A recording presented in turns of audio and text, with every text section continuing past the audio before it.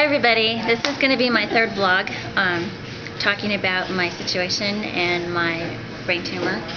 And I want to first thank everybody for staying here at the writers group and helping me do this, because it's much easier to do it with a crowd.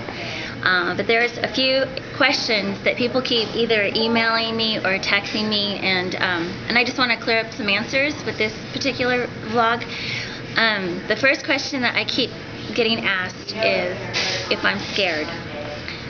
It's like everybody, almost everybody that I come into contact with is wondering if I'm scared about this situation. I think when I first was told that I had a brain tumor, I was probably in a state of shock for about 5 seconds. It was like, or okay, maybe 10, but it was a very, very, very intense shock. I can't actually say though that I was ever really scared about the situation. I am the kind of person that believes that everything happens for a reason, whether it be good, bad, or ugly. I think that there's like this master plan, and I'm definitely not the kind of person that's going to drop to my knees and ask God why He did this to me. That's just not who I am.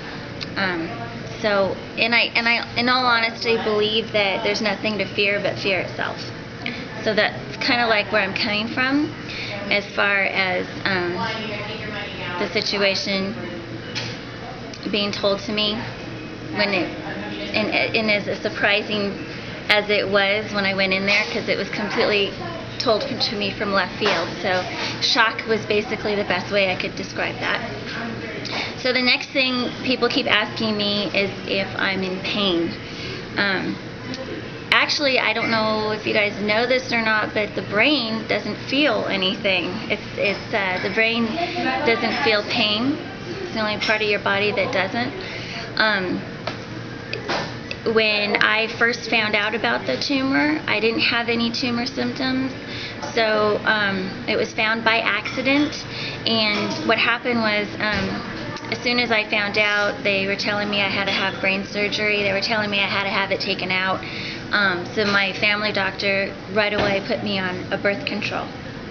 She put me on what she called a Depo-Provera. It's a shot, it's an injection of aesthetic progesterone that they put in your body, and you get it every 3 months. So you get this, fake hormone put in your body every 3 months. Now, the first couple months I had this, that happened right after I had the shot, I was having mind-blowing, wretched migraines that were literally bringing me to my knees. So that pain was just completely, totally intense. And I didn't quite understand what was going on at the time, and I kept going back to the doctors and asking them why I was having these headaches and these migraines, and why my head was just utterly just chaotic. And their answers to me was that it was psychosomatic. My doctors kept telling me it was psychosomatic, it was all in my head. So I would go home, and once a month my head would just feel like there was like all this construction going on in there, like terrible. So there were times where I just didn't even want to get out of bed because the pain was so drastic. It wasn't until like the third time it happened that I was understanding it was happening like clockwork. What was going on was the Depo shot, which is progesterone, was communicating or buzzing my tumor, because my tumor, a meningioma, is actually, this type of tumor has hormone receptors, particularly progesterone hormone receptors.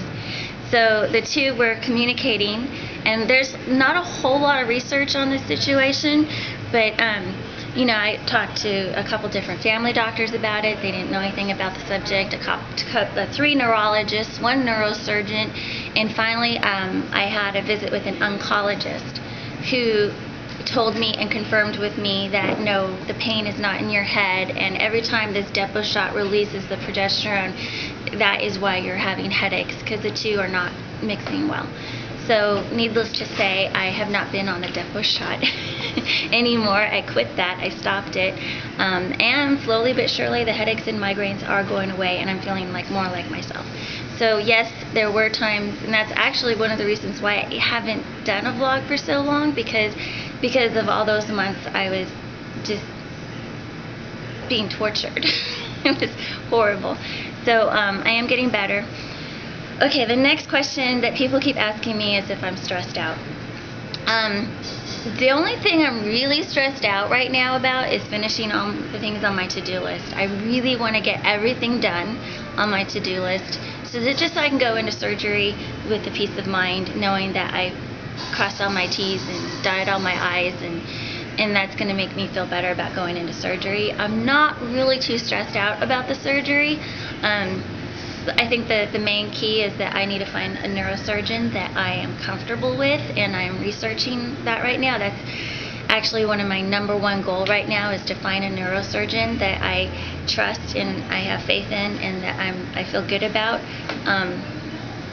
before September, because my month that I'm shooting for is September.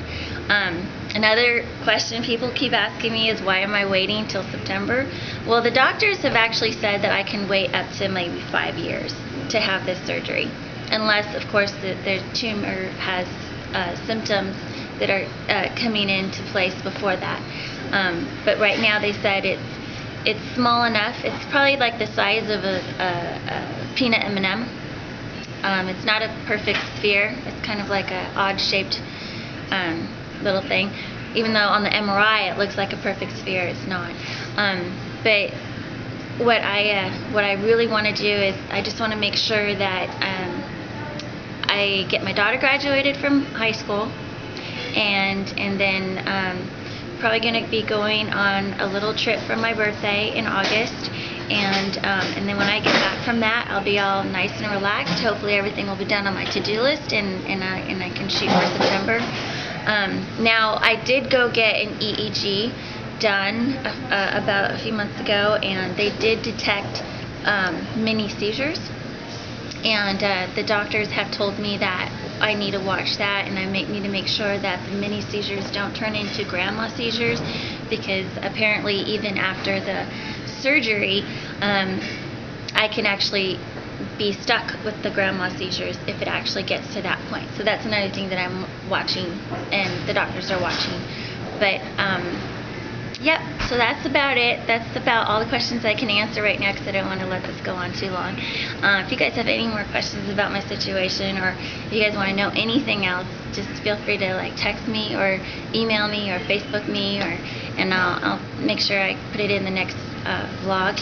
And I just want to say thank you again for all the awesome comments that you guys are giving me on Facebook, and it just feels really, really great that you guys are listening and watching my story, and I'll talk to you guys later. Okay, bye.